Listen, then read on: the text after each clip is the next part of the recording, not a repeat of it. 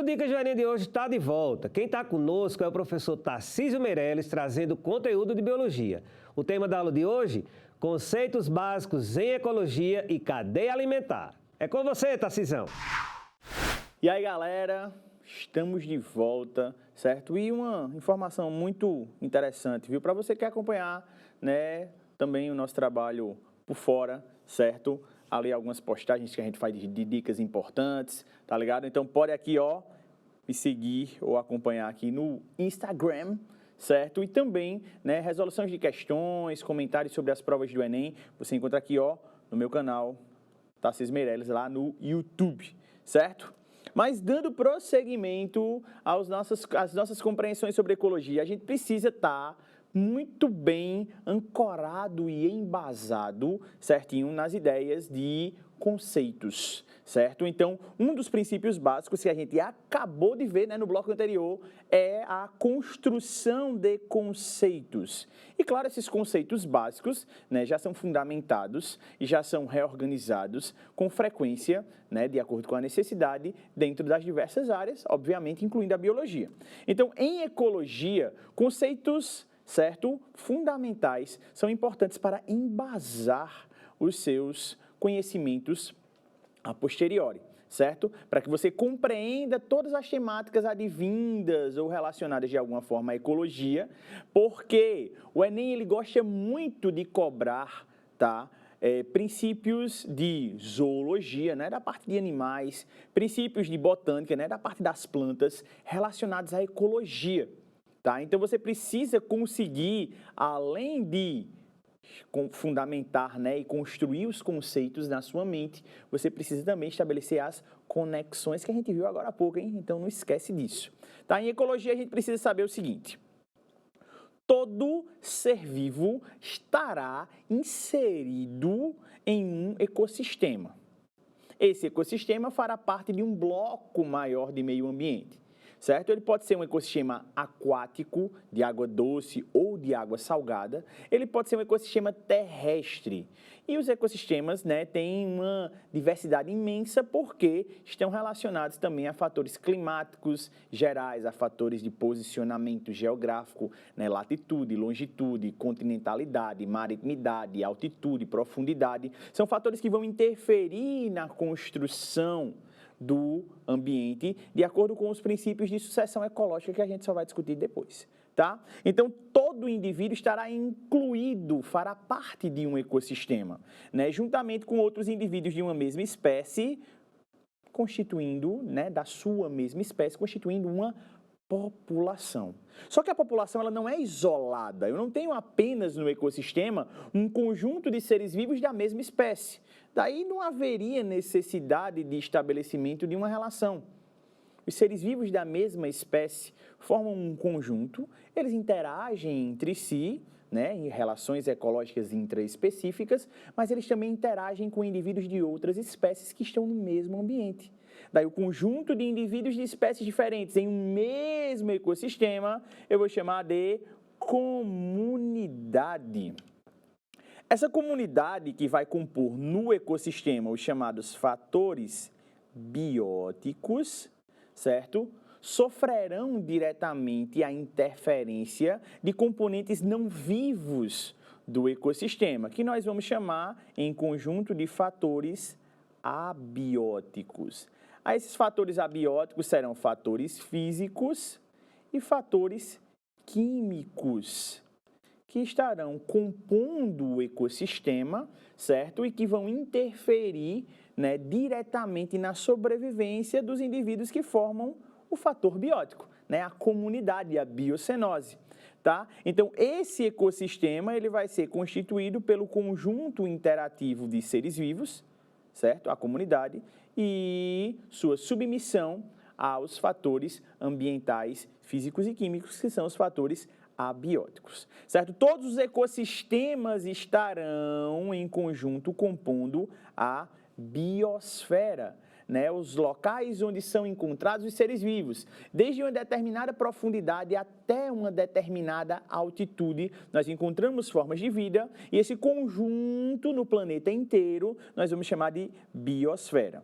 Daí teremos seres vivos espalhados pela hidrosfera, né, os ecossistemas aquáticos, pela litosfera, os ecossistemas terrestres, e necessitarão dos componentes da atmosfera, oxigênio, gás carbônico, certo? Gás nitrogênio e outros componentes lá encontrados. Beleza?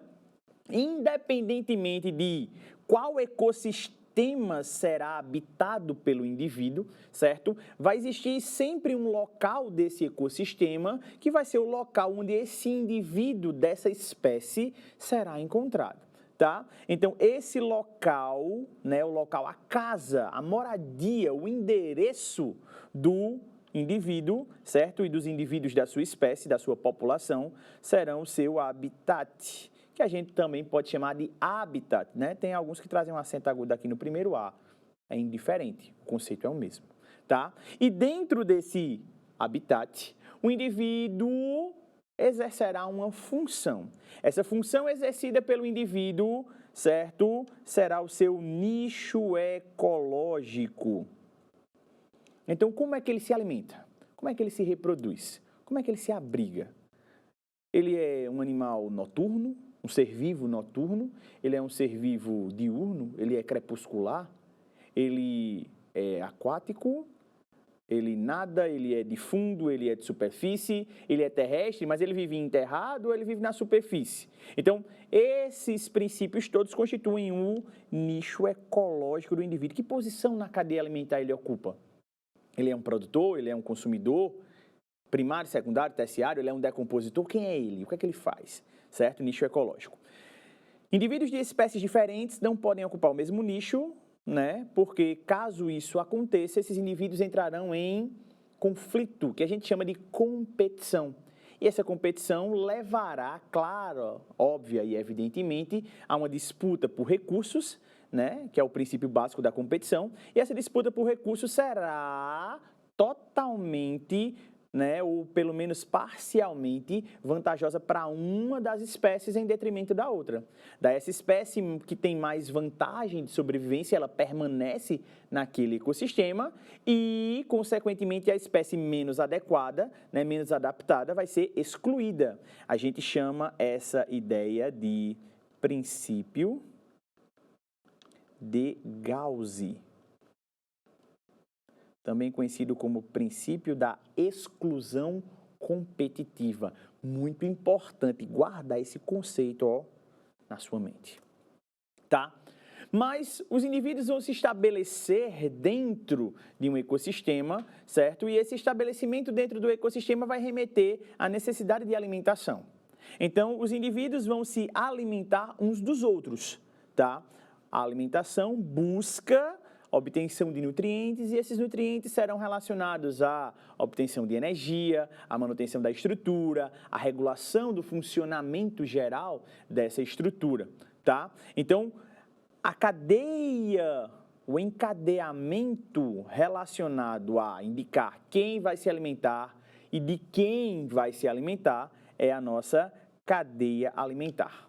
Na cadeia alimentar, nós temos várias categorias, desde a primeira, né, que é o chamado produtor, até a última, que é o chamado decompositor. Entre a primeira categoria, né, que é o chamado primeiro nível trófico, tá aqui o conceito, nível trófico, entre o primeiro nível trófico e o último nível trófico, certo? Que é o decompositor, existem os consumidores. Daí tem o consumidor que vai se alimentar do produtor, que eu vou chamar de consumidor primário. Tem o que vai se alimentar do primário, que eu vou chamar de consumidor secundário. Tem o que se alimenta do secundário, que eu vou chamar de consumidor terciário. E por aí vai. Todo indivíduo que inicia a cadeia, ele é sempre o produtor. E o produtor é assim chamado porque ele tem a capacidade de produzir o seu próprio alimento. Essa produção acontecerá por fotossíntese ou acontecerá por quimiossíntese. Aí vai depender do ser vivo, vai depender da sua espécie, ok? Ele fará fotossíntese ou quimiossíntese. Quem se alimenta do produtor e quem se alimenta dos consumidores, né, na sequência, nós chamamos de consumidores gerais. Esses consumidores, eles não têm capacidade de produzir o seu alimento. Os que têm capacidade, que são os produtores, são denominados autotróficos ou autótrofos. Os que não conseguem, como os consumidores e os decompositores, são chamados heterotróficos ou heterótrofos, certo? Ou heterótrofos. Não têm capacidade de produzir o seu alimento, necessitam buscar o seu alimento fora do seu corpo. Tá? Os consumidores são principalmente representados por animais, enquanto os produtores são representados por plantas, por algas, bactérias autotróficas, cianobactérias, tá? E por fim, lá na outra extremidade da cadeia, se alimentando de recursos de todos os outros níveis, nós temos os decompositores, representados por fungos e bactérias. São chamados também de consumidores especiais, certo? Porque eles se alimentam da matéria orgânica morta, fazendo o contrário do que os produtores fazem. Os produtores vão pegar o chamado carbono inorgânico e vão convertê-lo em carbono orgânico.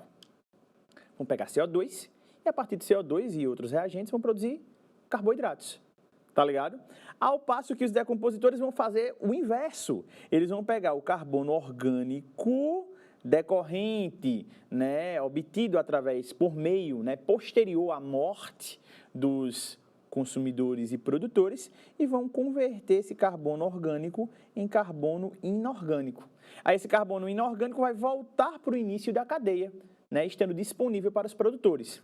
Então é por isso que chamamos os decompositores de indivíduos realizadores de reciclagem da matéria orgânica, que são os recicladores da matéria, certo? Aqui a gente vai analisar 3 cadeias alimentares muito bonitinhas, certo? 2 cadeias alimentares terrestres e 1 cadeia alimentar aquática e saber quem é produtor, quem é consumidor, quem é decompositor, certo? Vamos ver o que a gente acha por aqui. Primeira cadeiazinha aqui, ó, para a gente analisar. A primeira cadeia é uma cadeia alimentar aquática, cujo primeiro indivíduo é uma alga, o segundo indivíduo é um caramujo, o terceiro indivíduo é um peixe e o último indivíduo é uma garça. Certo? A alga é o produtor. O que se alimenta do produtor é o consumidor primário, que é o caramujo. O que se alimenta do consumidor primário, no caso, quem se alimenta do peixe é quem se alimenta do caramujo é o peixe, que é o consumidor secundário. E quem se alimenta do peixe, sendo o consumidor terciário, é a garça. E agora, e aí? Dá para desenrolar as outras? Eu sei que sim. Dê uma pausazinha aí e se ligue. Na segunda cadeia, a gente tem o quê? Planta como produtor, certo? O besourinho como consumidor primário, o sapo como secundário e esse gaviãozinho aqui, certo? Como consumidor terciário. Na terceira cadeia, a gente tem o produtor, o trigo, consumidor primário, o rato e o consumidor secundário, essa serpentezinha aqui, essa cobrinha aqui, certo? Então, se ligue, sempre os produtores serão o primeiro nível trófico. Aí os consumidores primários são o segundo nível trófico, os consumidores secundários são o terceiro nível trófico e assim por diante, certo? Então, se ligue aí, analise outras cadeias, resolva questões relacionadas a cadeias alimentares e níveis tróficos e a gente vai dar uma paradinha rápida, vai só beber uma água, tomar um cafezinho, dar aquela reabastecida e já já a gente volta. Valeu! Mais um intervalo rapidinho e a gente volta na sequência com mais biologia no Dicas do Enem.